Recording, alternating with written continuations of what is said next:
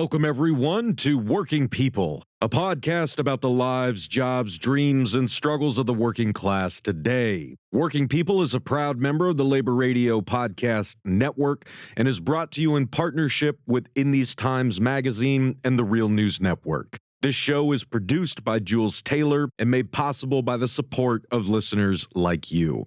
My name is Maximilian Alvarez, and we've got an urgent strike update episode for y'all today. An estimated 31,000 healthcare workers in California and Hawaii hit the picket line on Monday, January 26th, in their ongoing battle with healthcare giant Kaiser Permanente to address workers' demands for safe staffing and more manageable workloads that would allow them to give the highest quality of patient care without burning themselves out completely. The unfair labor practice strike is now in its third week, and thousands of more fellow healthcare workers have joined the picket line this week. The union, United Nurses Associations of California / Union of Healthcare Professionals, the acronym being UNAC-UHCP, stated in a press release this Monday, February 9th, quote, "More than 3,000 UFCW-represented pharmacy technicians, pharmacy assistants, and clinical laboratory professionals, also members of the Alliance of Healthcare Unions, and all essential to safe patient care, are set to walk out in their own ULP strike today at Kaiser facilities throughout Los Angeles, Orange, San Diego, San Bernardino, Riverside, Ventura, and Kern counties." When pharmacies and laboratories are short-staffed, patients feel the impact immediately. Delayed medications, delayed test results, and delayed clinical decisions, all of which can compromise care. UNAC-UHCP members are joining UFCW Locals 135, 324, 770, 1167, and 1428 and 1442 to send a clear and unified message. Kaiser must stop playing games with staffing and patient care and bargain in good faith for contracts that protect both patients and caregivers. The strike is legal, necessary, and focused on patient care. After more than 8 months of bargaining, Kaiser continues to stall while frontline caregivers face daily understaffing, burnout, and delayed care for patients. Instead of engaging meaningfully, Kaiser is attempting to undermine a democratically authorized strike and distract from its own responsibility to ensure safe staffing and timely care. Kaiser's claim that investing in caregivers is, quote, unsustainable does not hold up. It has the resources to fix these problems and chooses not to. Chronic understaffing is what truly drives up costs and harms patients, end quote. Now, in response to the strike, Kaiser said in a statement that it released on January 25th that, quote, Kaiser Permanente has been bargaining with UNAC-UHCP and the Alliance of Healthcare Unions for more than 7 months, the longest negotiations in national bargaining history, to reach agreement on a new set of national and local contracts. These negotiations come at a time when healthcare costs are rising, and millions of Americans are at risk of losing access to health coverage. This underscores our responsibility to deliver fair, competitive pay for employees while protecting access and affordability for our members. We are doing both. Despite the union's claims, this strike is about wages.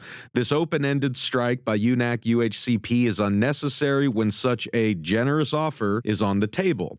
The strike is designed to disrupt the lives of our patients, the very people we are here to serve, end quote.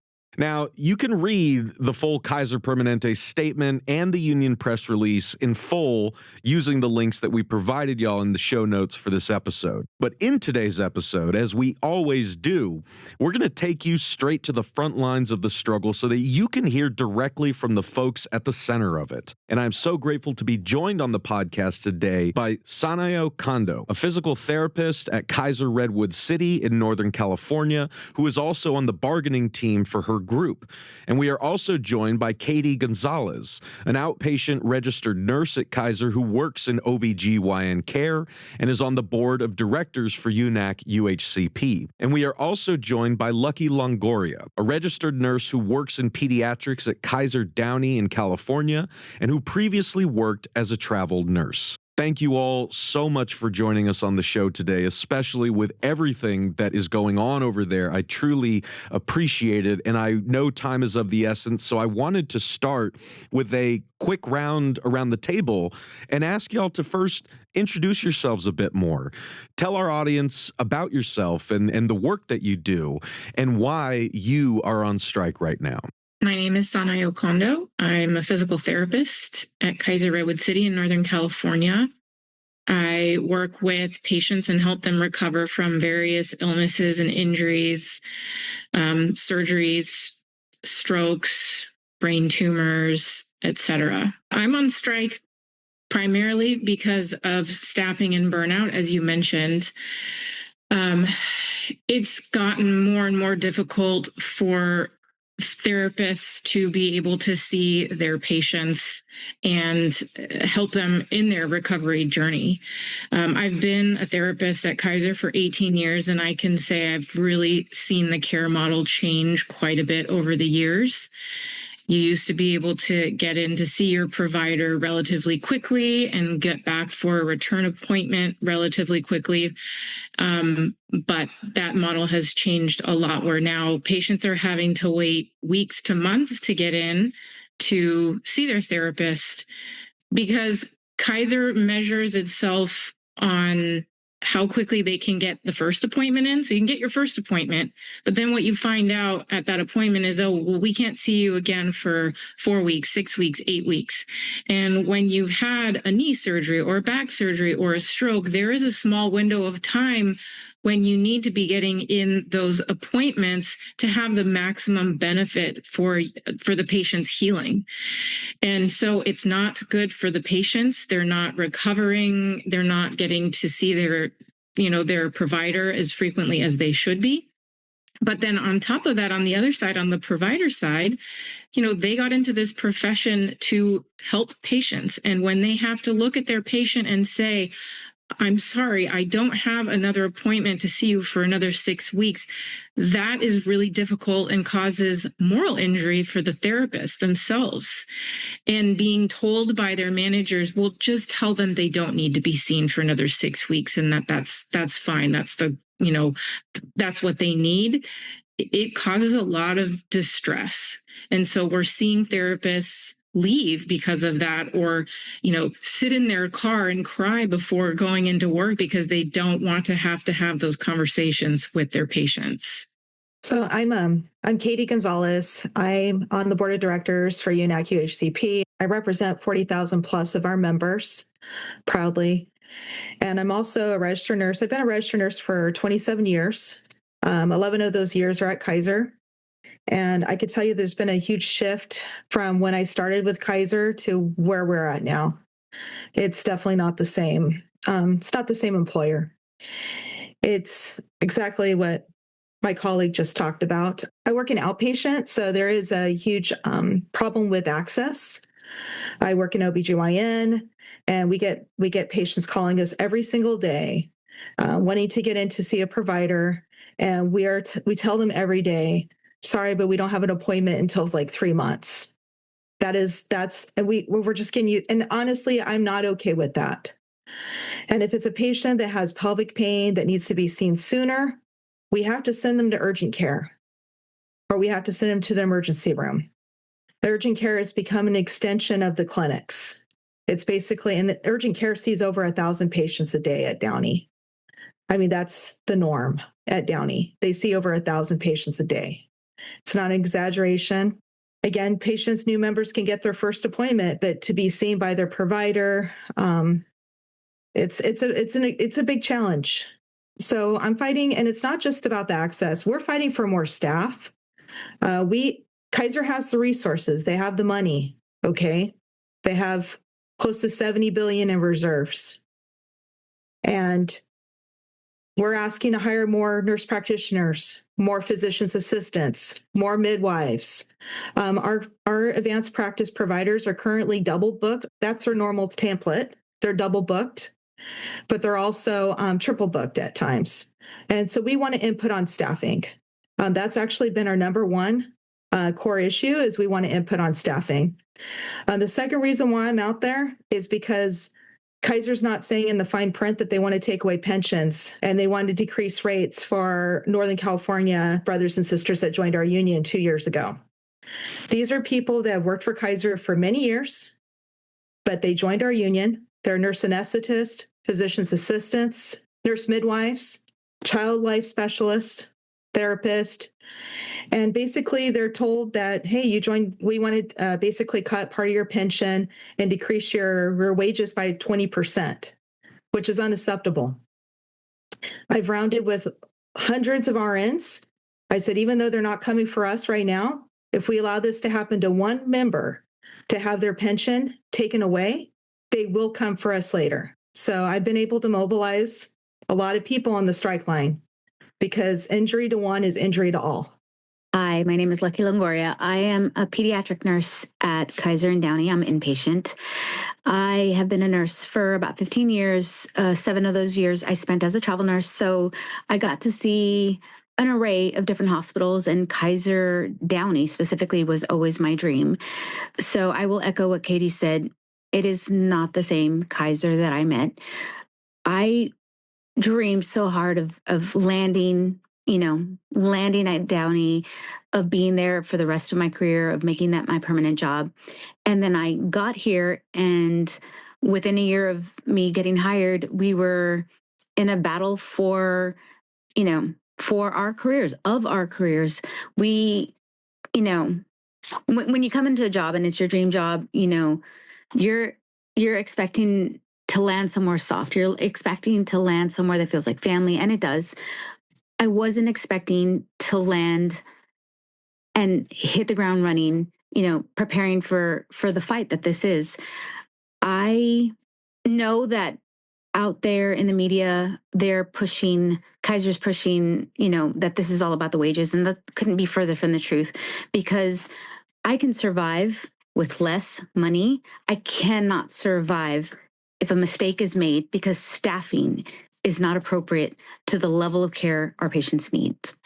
I could not live with myself if a mistake was made. So do we need more money? Of course we do. We all need to survive, inflation, post-COVID, times are hard. But times would be harder for me if something happened to one of my patients and it could have been prevented. Well, and I mean, this is just like one of the most common kind of discussions that we have on this podcast across industries, overburdened, understaffed, underpaid workers, and bosses who have just all had the same genius idea to just pile more work onto fewer workers and expect that nothing's going to break. Like, I was interviewing railroad workers 3 years ago who were all describing the same thing you're describing. Longer trains, fewer people on the trains, fewer people with less time to check the cars, all warning me that a catastrophe was going to happen if something didn't change to this Wall Street-minded monstrosity that had taken over the rail industry. Then, as we know, Congress, Biden, everybody in Capitol Hill conspired to break a potential railroad strike, and less than 3 months later, the train derailment and chemical disaster in East Palestine, Ohio happened. I was just there physically last week for the 3-year anniversary of that disaster. It's on the railroads. It's in our hospitals. It's in our schools. It is why every dollar store worker you've ever met, is at the end of their rope because they're working long shifts with 1 or 2 people in those stores. Retail, like all across the board. This is the struggle that working people are enduring on the job, and all of us are hurting from it. It decreases the quality of life for the people doing the work. It decreases the quality of service of the people paying for those services. And yet, all the while, it is increasing the profits of the people at the top. And I'm not going to sermonize too much. I just wanted to lay that out for you guys listening, because you're hearing what I'm hearing, which is different versions of the same same horrific story, and something's got to give here. And I wanted to, like, dig in deeper on the story behind, the signs on the picket line here. And I wanted to ask if we could go back around and have y'all, break down for us in more detail, like where this strike came from. Talk a bit more about the key issues that you've been facing as Kaiser healthcare workers, how you and your union have been trying to address those issues at the bargaining table, and what Kaiser's response has been. So when we tried to address workload and staffing at the bargaining table with our management team, one of the issues that came up was appointment length too, is the amount of time that we have to see patients. And one of the managers literally said, well, there's no data showing that there is any link between patient satisfaction and appointment length, which I just thought was wild. Like, okay, so 5 minutes, that would be fine. Like, why have the appointment at all if there's no link or data, it's just complete disregard for the patient's experience and the patient's care. Another issue that we've been facing is the ability to use our PTO. Kaiser touts itself as having a great PTO program, which is great, but if you can't use it, then what's the point? So that was another piece that we were fighting hard for, was just language that gives us the ability to use the PTO that we have earned. Because a lot of people are just told, no, you can't take that vacation without any reason behind it, even though no one else is off. Which again goes back to staffing, because management keeps saying, oh, well, due to operational needs, I can't give you that time off. Okay, but nobody else is off that day. So clearly we're understaffed. So I want to address what's been happening at the bargaining table. I've observed at both local and national bargaining, and it's the complete disrespect by this employer. We spend hours waiting. That's what it looks like. Hours waiting at the bargaining table. This is labor. And then the employer, if they show up, it's very brief. And we're basically, and they won't give any proposals, and they basically ghosted us prior to this lever being pulled. Because let me tell you, our union used every single lever before we actually did an indefinite strike. That is not something we wanted to do. Okay. We don't want to disrupt patient care. We want to be there taking care of our patients. But we've done media, social media, we did billboards, we did ads, we did informational pickets, we did walk on the boss with our politicians. Our politicians were met with closed doors. So, and we actually did a short strike in October, a 5-day strike, okay? And even then I was shocked that we even had to do a 5-day strike. But here we did it because, again, their lack of respect at the bargaining table. And like I said, we didn't want to do this, but when your employer's ghosting you for 5 to 6 weeks, and even after you give the strike notice of 10 days, because in healthcare it has to be 10 days, still they were just planning on hiring all the scabs. They were just planning that instead of working with us at the table. And then we're on strike on day 17.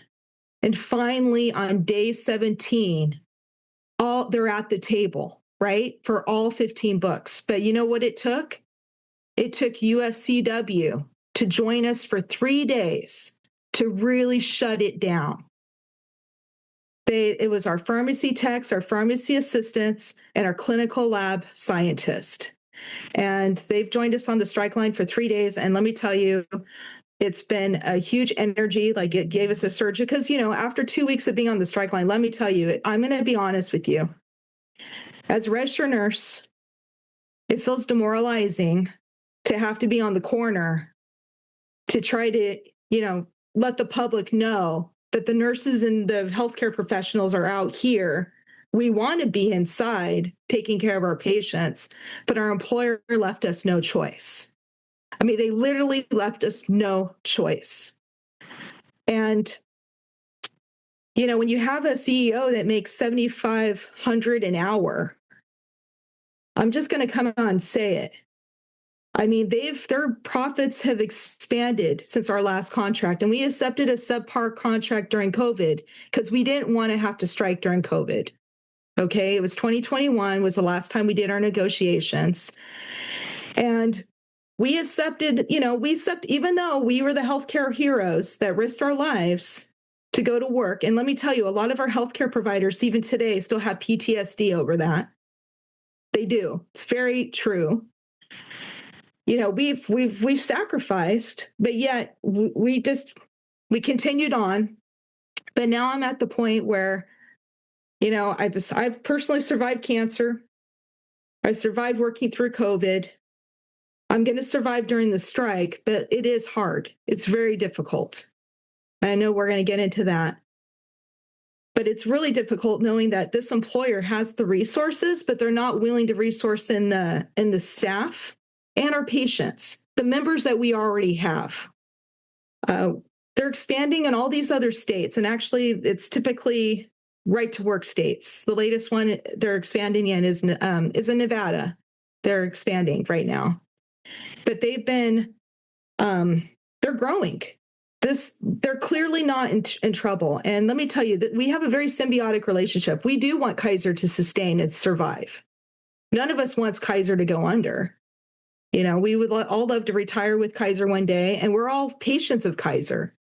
So, not just me, but my family, my husband, my two children, my father-in-law, my mother-in-law, and my father, we're all patients of Kaiser.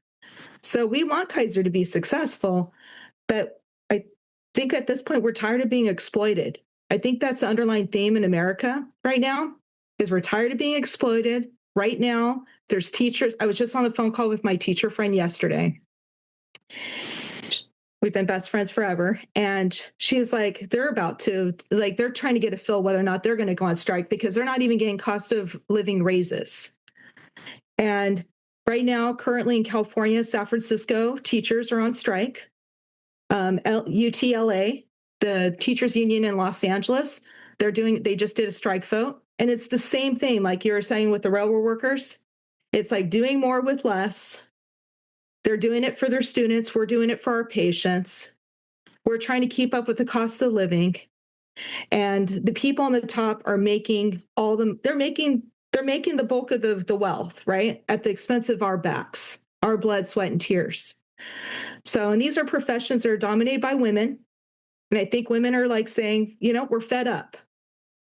I may be honest with you. We're fed up. And I know all of us are providers. I'm a provider for my family. I'm the primary breadwinner right now for my family.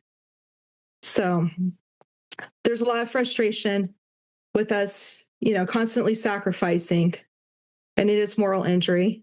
But that's just, we're done. We're done with this. We've had enough. That's what I'm seeing on the signs on the picket line. We're seeing a lot about our Greg Adams, CEO. Not that, obviously we're doing this for safe staffing and patient care. We're seeing a lot of sides on that. Actually, I made a banner that's a huge banner. It says, "Nurses save lives." And we've been showing that on the freeways, overpasses. We've been doing like visibility brigades with our signs and we've been getting community support. But the only way now they're finally listening to us because another union joined us. And now it's really disrupting patient care. The fact that our patients can't get medications, can't get labs done in a timely manner. And they need their labs done to get diagnosed and to get treated. So I think you can sense the frustration that we're going through. This could have been avoided had they just kept meeting with us at the table. That's where we wanted it to happen. We didn't want this to happen on the strike line. I'll jump in along with Katie. It's hard to follow up with that because she hit all the bullet points. But from me, I'm impatient, and what I've seen is the lack of access to a seat at the table. We're supposed to be partners, but we're not. And if you're not sitting at the table, you're on the menu. And in the last 2 years, it's in the Patients Over Profits report. Over 13,000 staffing objections were filed in a 2-year period, 2023 to 2025. that's when you have the time to fill them out. That's when you have the time to sit down and say, this happened, it needs to be fixed. We're kind of like the last line of defense between the hospital and our patient population. We're the ones that notice when something's awry. We're the ones that notice when something could go wrong. And when you have that many staffing objections filled, and that's minimal, because we know there's so many more that should have been, something is wrong. When your nurses and your healthcare providers are outside the building, something is wrong. And we don't take our oath lightly. We're supposed to be at the bedside. We're supposed to be in the clinics. We're supposed to be with our patients, taking care of them, because our oath is first to do no harm. So if we've stepped away from our role, it's because staying by them and not saying something, not standing up, not advocating for safer patient staffing, that does more harm. Staying in the hospital and not saying a word, that does more harm. So it hurts. It hurts to step outside. I know that I'm concerned about the patients that we have. I'm a peds nurse, and there are patients that have been there a month, 2 months. Walking away, I was worried. Is she going to be okay? What's going on? Is she going to get discharged? I had a patient who got transferred to the PICU, the pediatrics ICU unit. I was worried about what was going to happen to them when I walked out the door. My job doesn't end when I clock out. My sense of worry, my concern, the heaviness I carry out with me when I know something's not right, we don't leave any of that at the door, you know? So Kaiser's painted a very broad picture of our greed, and they haven't addressed any of the points that my colleagues have addressed. And the reason they don't address it is because then they have to own up to it. They have to admit that they are trying to do more with less to save them money. They are trying to admit that the bottom line is more important than the EKG line that's showing us that a patient's in distress. They are trying to pull the wool over our eyes, because in doing so, they can hide their investments in, sport arenas. They can hide their investments in prison and detention centers, because this is no longer a place to get, your care. This is now an investment firm that dabbles in hospitals. So this has become a dangerous situation. And what we do with that information is so vital to how we as healthcare providers can provide care. I do want to say something because it coincides with the strike and how things feel. At the same time, we are in a parallel strike. We have been in a parallel strike with nurses in New York and nurses in Michigan, and we ourselves have nurses in Hawaii. And as much as this has been very, very heavy on the hearts of our, of our coworkers, it has also been very inspiring to connect to nurses across the country. I have been very fortunate, because I do a lot of our social media, that I have connected with nurses in New York who have gone through what we're going through, and they're, 2-3 weeks ahead of us in their journey to a safer contract. Having the connection with nurses across the country validates the fight that we are in, because they are fighting for safer staffing. They are fighting for their wages. They are fighting so that their benefits and all the things that they earn, being at, their place of employment for 20, 30 years. So it doesn't get rolled back, in Northern California versus Southern California, the wage discrepancy is huge. We are trying to close the gap, not just on wages to make things equitable. We are trying to close the gap across the country so that, when one hospital care system wants to pull the wool over, their employees' eyes, they can look across the board and, what? We're not the only ones experiencing this, So we have become mirrors to each other. and we can catch things just a little bit quicker. Like I've had the nurses from New York message me, this happened today, it's coming for you. Because it's union busting 101. And not only is it historic, has it happened before? It's literally happening across the country 2 weeks ahead of us with them, you know? So having all of these strikes happen simultaneously is validating because Kaiser's trying to paint us as greedy. Well, you're speaking of 31,000 healthcare employees and 15,000 across the country in New York. How are all of us? How are all of us greedy? How are all of us not invested in patient care and only invested in our pockets? And why is it that you can address this but not address all the bullet points we have that deal with how the patients walk in and out of our care? So I know that it's not a great thing to have so many healthcare providers out, but I feel like the journey brought us together. And I feel like the journey gave us something to hold on to because we know we're not wrong, you know? And as much as Kaiser has tried to gaslight us, it's so reaffirming to see that it's happening in other places and we can't be wrong if we see it in other circumstances. And if I were to look at their circumstance, I would know they're not wrong. They're not being selfish. They're trying to put patients before profits, and any kind of healthcare system that veers away from actual patient care shouldn't be a healthcare system to begin with. I can share too. In terms of being up in NorCal, you know, the rehab therapists, we were a brand new group and the first to join UNAC UHCP 4 years ago. So we were sort of all by ourselves out in NorCal. And then now we have the other groups, the nurse anesthetists, the midwives, and the physician assistants joining us. But in terms of our work, we don't really interface with them much, or, you know, we're kind of siloed. So I think what's been really amazing about this strike is it has galvanized our group, because we're decades behind SoCal in terms of like just being in a union and what does that mean and the solidarity in the union.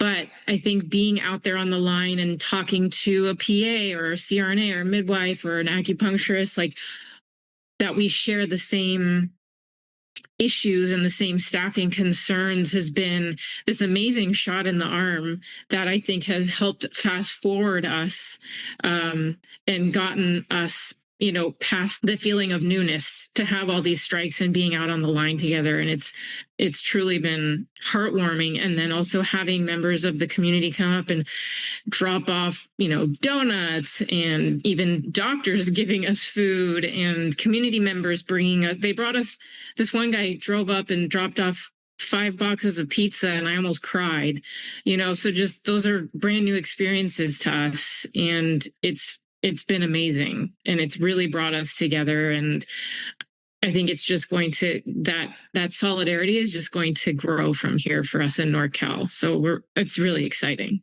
And, you know, I want to talk about that a bit more, right? Because as I read in the intro, Kaiser Permanente has made their claim perfectly clear in the statement that they released in January on the strike, where they said, quote, "Despite the union's claims, this strike is about wages," end quote.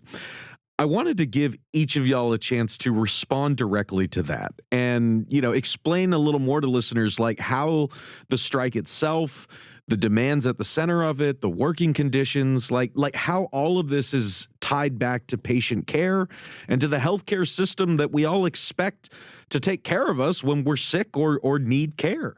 Sure. I mean, I can definitely speak to the fact that Kaiser has only one talking point.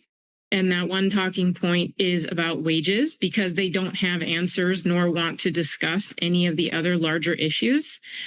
And in fact, they keep claiming that it's the biggest wage hike in history, and that's not even true. There have been other wage hikes that have been even larger than the one that we're asking for. And so that's not even true on its own. And what Kaiser doesn't want to share is the fact that a couple years ago, they went to other large unions and offered them very large wage hikes in light of the fact that there weren't big, raises during COVID, and then the historic inflation that no one could have predicted. So they went to other unions and said, hey, we get it. Cost of living's going up. We want to give you some very large wage hikes. And then when UNAC UHCP went and said, hey, we would like equal treatment, and our members are facing the same issues as these other unions, and what do you think about giving us some raises in light of the historic inflation? Their answer was, we'll see you at the bargaining table. And so what we're asking for now, even though Kaiser wants to make it sound like we're just being greedy and asking for these large wages, we're just trying to catch up to these other unions. We're just looking for wage equity. So, I mean, Kaiser's claim about it just being about wages is completely false. We wouldn't be out there because of wages. If you want to know the truth, we're actually have zero income right now as we speak, and we're on day 17. We're sacrificing right now because this is bigger than what they claim. This is about staffing. This is about us being tired of being exploited. This is about us tired of doing more with less and being asked continuously to do more with less. We don't want to give subpar care to our patients. We want to be able to spend time with our patients. We want to provide safe care. Part of providing safe care is having ancillary support, like having more nurses' aides. A lot of times the nurses don't even have nurses' aides when they're on the floors in the acute care setting. Physical therapists, actually, they outsource a lot of physical therapy. All the therapy services right now, my in-laws are currently getting therapy. It's not by Kaiser. It's through an outsourced company, okay? So clearly, and we've been sounding the alarm for years, actually. I've been part of these meetings, these L&P meetings, these labor management partnership meetings. We've been sounding alarms like, hey, we need more therapists. We don't want our therapists to be outsourced. Right now we have a shortage of nurse anesthetists. And trust me, there's not a shortage of nurse anesthetists. They're going to other hospitals because other hospitals are paying more, okay? So our CRNAs, this is for SoCal, and they're actually part of another union under the Alliance, KPNAA. They're leaving in droves. And then as far as nurses, Lucky touched on this. Northern California and Southern California, really big disparity. I mean, huge gaps in our wages. And let me tell you, Northern California and Southern California, it's expensive in both places, okay? It's not cheaper to live here in Southern California. We have San Diego, we have Orange County, we have Los Angeles, even the Inland Empire, okay, is not cheap to live in. Oh, I'm from Orange County, baby. My folks all still live there in LA. I can confirm it ain't cheap. It's not. And 4 years ago, we fought off a 2-tier wage system. 4 years ago, Kaiser came to us and said, we want to give you a one. This is during COVID, okay? I want to take us back, and it wasn't too far ago. But in 2021, we were still in the thick of COVID. They were saying, here, you get a 1% raise and a 2-tier wage system. Oh, but we're not taking away from you guys. Just the people that are healthcare professionals that are hired after 2023. They're going to get 20% less. And we're like, well, no, absolutely not. So we were like this close last time, like this close to going on strike in 2021. But we got more than a little bit more than 1%. And we were able to get that 2-tier wage system off the table. So we did accept it at that time, that contract. Fast forward inflation, which is more like 8 to 9%, right? I mean, it's higher than any 2% raise that we've received in these little lump sums. And then actually at the bargaining table for the therapists, I was appalled by this. For the Northern California therapists, they're basically saying they just want to be paid like the Southern California therapists. And the response from Kaiser management, and trust me, it left me speechless. They said, they're talking about our first part of our union, UNAC, which is the nursing part, United Nurses Association in California. We're 50 plus years now. They're saying, well, they've been in a 50-year marriage. You guys are newlyweds. This is how they talk to them at the bargaining table. Okay? This is what we're up against. And then we have registered nurses in Southern California and Moreno Valley, because they're under SEIU. Their claim is, Kaiser's claim is, well, they're with a different union. So they get, I don't know, $10+ more an hour than our union. We don't work for our unions. We work for Kaiser Permanente. We all have the same employer. So we don't understand why they continue. And we've been, I hate to say it, but maybe I'm just going to come out and be honest. We've been the nice union for a long time. We've been the nice ones. Okay. Not that we're not being nice now, but we're just tired of it. We're seeing that, unfortunately, we have to do this. Like, that's what I guess we're being taught. You know, UHW had to go on strike in 2023, which is part of SEIU. They went on strike to get their wages. In UHW, the mental health group, they were on strike for close to 7 months. I don't know if you're aware of that. And they outsource a lot of mental health, and they've been fined tremendously because they don't provide good access to mental health. And we're sounding the alarm, basically. To see this many healthcare professionals on the picket line, and then we have another union joining us, UFCW, who's part of our alliance of healthcare unions. They're actually trying to break us up. They don't want us to be together anymore. I don't think we touched part on that. But that's another part of this fight, is we have over 60,000 of us are a part of the Alliance of Healthcare Unions, and they want to just deal with us separate. Why? Because they want to union bust us. They don't want us to be together. So we started national bargaining back in May. We started local bargaining in March. We started national in May.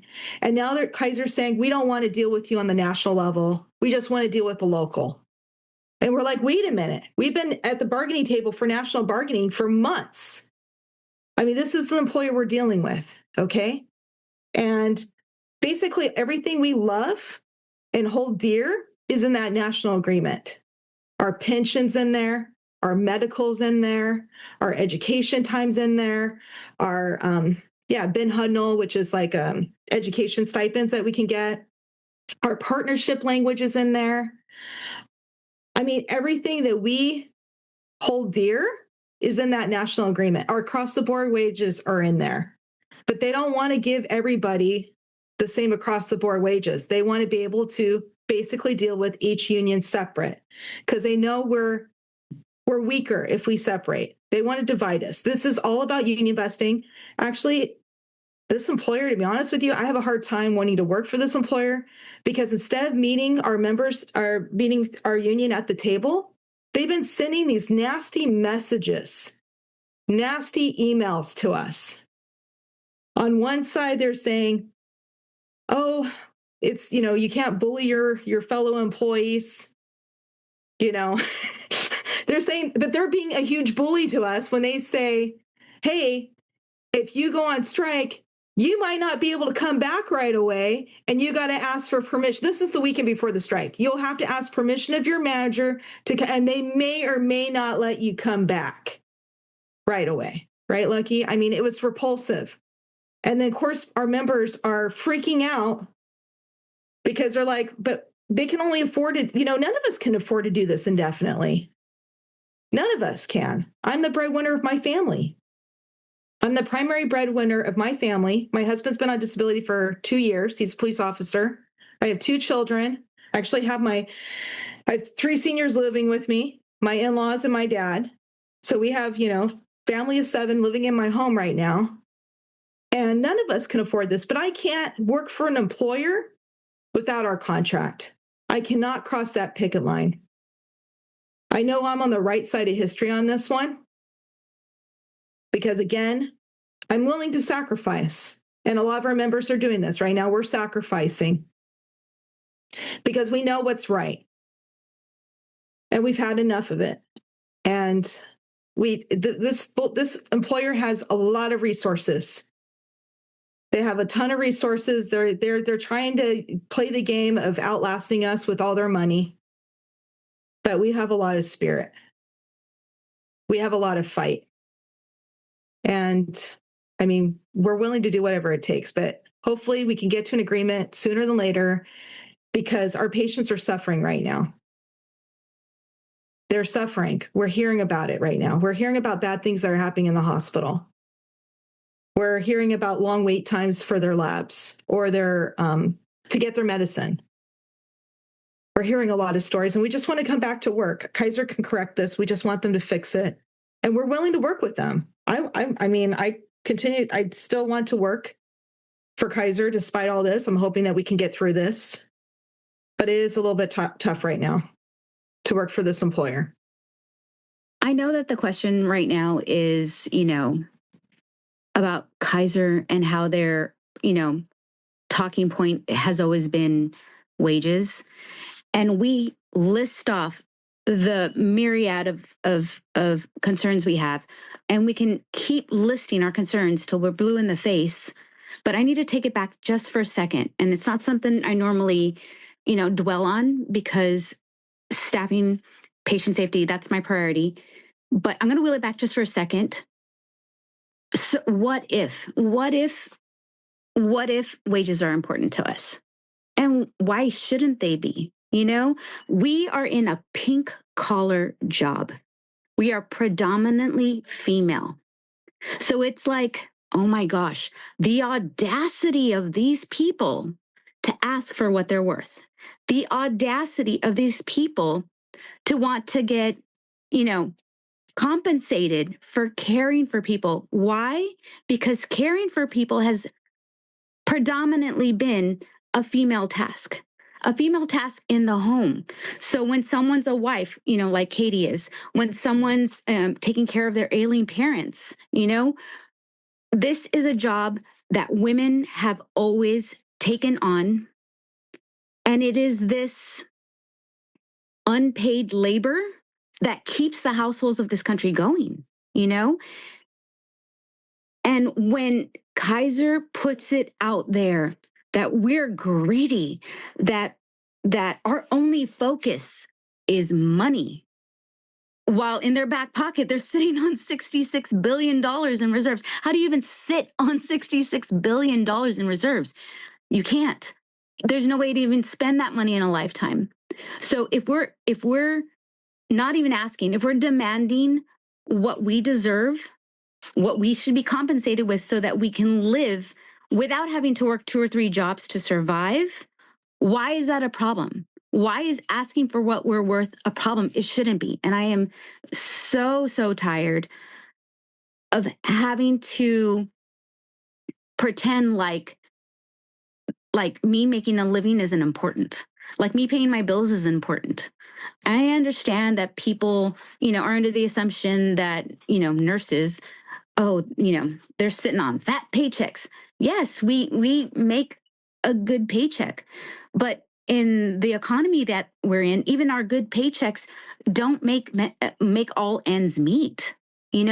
So I'm okay being a little audacious and saying, no, I deserve to be, paid a livable wage so that I don't have to go and get a second and third job, to take care of myself. I know that audacity is something that is frowned upon when it comes to females, because only men can be, brazen and bold and audacious. And that time it's done. It's done. And this is a pink collar job because someone labeled it pink, but this is what puts food on the table. This is how we put, our kids through school, how we take care of our parents. So we are community members, just like the patients we take care of, And if we're going to have our head on straight, when we walk in the door and we clock in and we take care of a patient for 12 hours, we need to be fed. We need to be housed. We need to know that the problems that we have when we're at home, that they can stay there. I don't want to be thinking about my bills when I'm pulling up a medication. I don't want to be thinking about the next meal on the table. This isn't the primary concern, but there's nothing wrong with it being a concern. And there's nothing wrong with us voicing that this is concerning. There's nothing wrong with us telling Kaiser the fact that you're not concerned about the lives that your employees live. How do you say Kaiser thrive when they're fighting to survive? There's no thriving when you're not surviving. So I think we should be as bold and brazen as we can be, because if we're going to be happy, if we're going to stay at Kaiser and we're not going to walk out because, some other facility is paying, their employees what they're worth, Kaiser needs to step up to the table and do the right thing. Preach, sisters. I thought that was all, really powerfully put. And I could genuinely talk to all three of you for hours, but I know we only have a few minutes left. And I got to let you go in a second. And I wanted to, in the final, kind of couple minutes that I have you, just sort of round out by asking y'all, where things stand now and what happens next. And as we always ask on the show, what can folks who are listening to this right now do to get involved? So any final thoughts you wanted to share on that, and then we will wrap up. So where it stands right now, I've heard from people on the inside that patients are being diverted. Women that are pregnant are having to go to other hospitals to deliver. They're not able to be cared at our facility, but other hospitals are actually feeling pressure and they're getting impacted. So I've been hearing a lot about that. Also, I've heard about some sentinel events that have happened, because we're in the business of life and death. This is not something that, our nurses are there to hold patients' hands when they're dying. And right now, where we're at right now is we have a group of people that are working in our hospitals that are just in it for the money and not there to care for our patients like we would care for our patients. And just the caliber of nurses that we're hearing that are working there right now they're not high caliber. And I don't even like saying that about my own profession. But these are nurses we're hearing that are like new grads, but they're taking on the strike assignment, or they're not even experienced in the area that they're claiming that they're experienced in. So it's dangerous right now. I'm actually telling people that are Kaiser members that if you need to go to the hospital, I even told my dad, he's like, oh boy, this is a bad time to join Kaiser, because he just joined in January. I said, Dad, you can get in to see a doctor in the clinics, but if you have to go to the hospital, we're going somewhere else. I am telling people that I know that have been, Kaiser patients for a long time, do not go to any Kaiser hospital right now. If you need acute care, go to another hospital. And that's really sad for me to have to say that to people, because again, we're in the business of people's lives. This isn't a minor inconvenience, this is a big, huge disruption. Okay. And I mean, Kaiser's playing with patients' lives.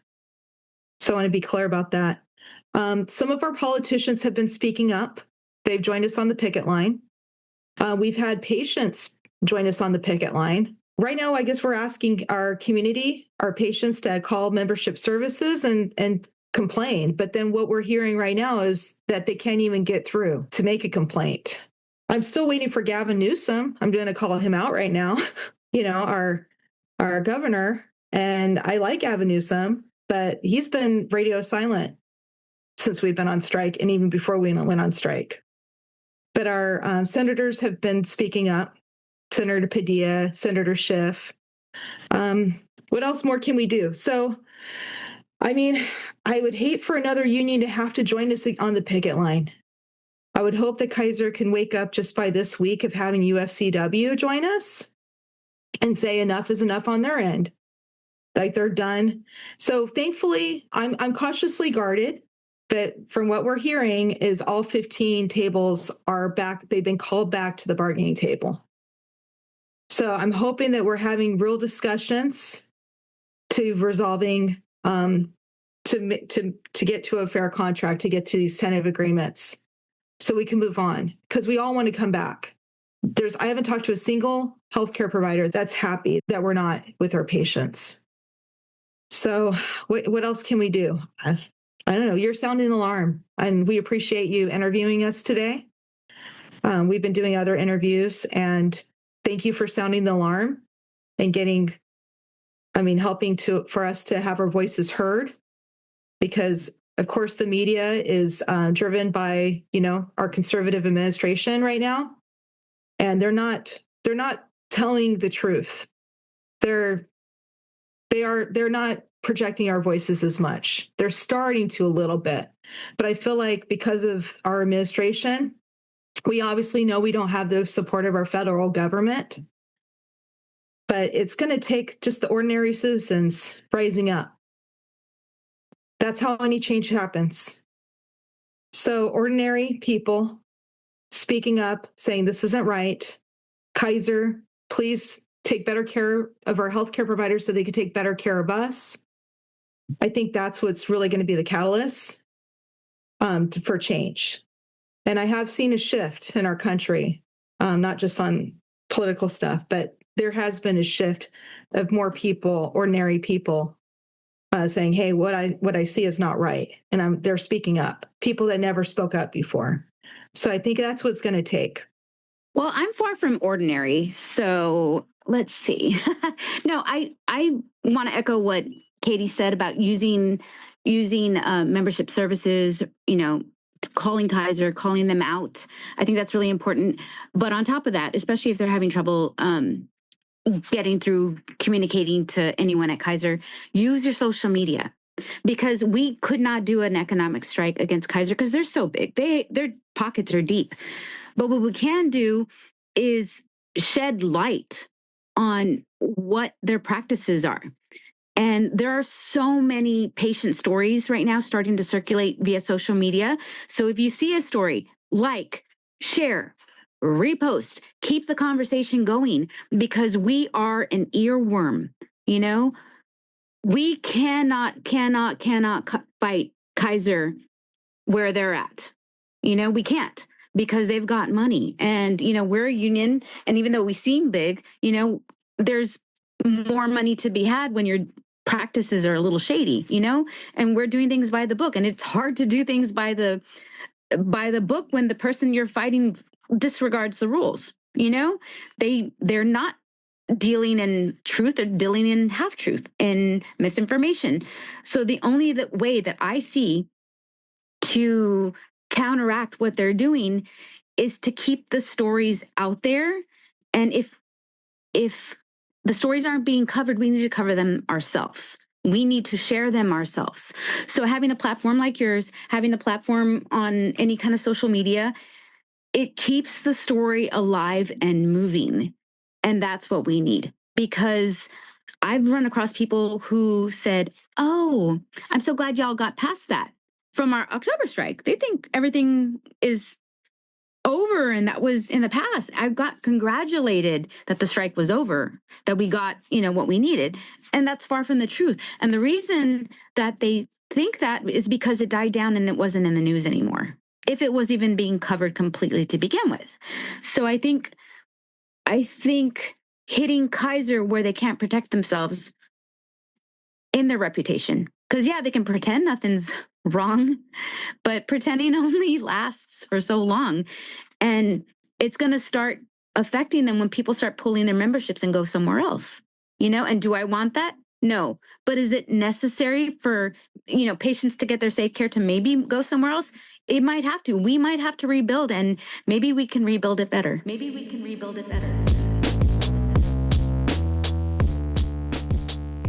All right, gang, that's going to wrap things up for us this week. I want to thank our guests, Sanayo Kondo, Katie Gonzalez, and Lucky Longoria, all union members with the United Nurses Associations of California and Union of Healthcare Professionals, or UNAC UHCP, and all currently on strike at Kaiser Permanente. And of course, I want to thank you all for listening, and I want to thank you for caring. We'll see y'all back here next week for another episode of Working People. And if you can't wait that long, then go explore all the great work that we're doing at the Real News Network, where we do grassroots journalism that lifts up the voices and stories from the front lines of struggle. Sign up for the Real News newsletter so you never miss a story, and help us do more work like this by going to therealnews.com/donate and becoming a supporter today. I promise you guys, it really makes a difference. I'm Maximilian Alvarez. Take care of yourselves. Take care of each other. Solidarity forever. When my face you no longer see, I live on, yes, I live on. Wherever we go, we're going to roll the Union on. The song, I live on, yes, I live on. Wherever hungry are we. Just as hungry can be. The song, I live on, yes, I live on. Where mean things are happening in this land, it's read a song, I live on, yes, I live on. Wherever the book mean things are happening in this land is read, I live on, yes, I live on. Wherever the videotape of me is shown, I live on, yes, I live on. If I have help to make this a better world to live in, I'll live on, yes, I'll live on.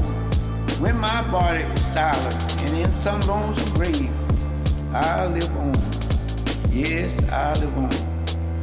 When my songs and poems are read, I live on, yes, I live on.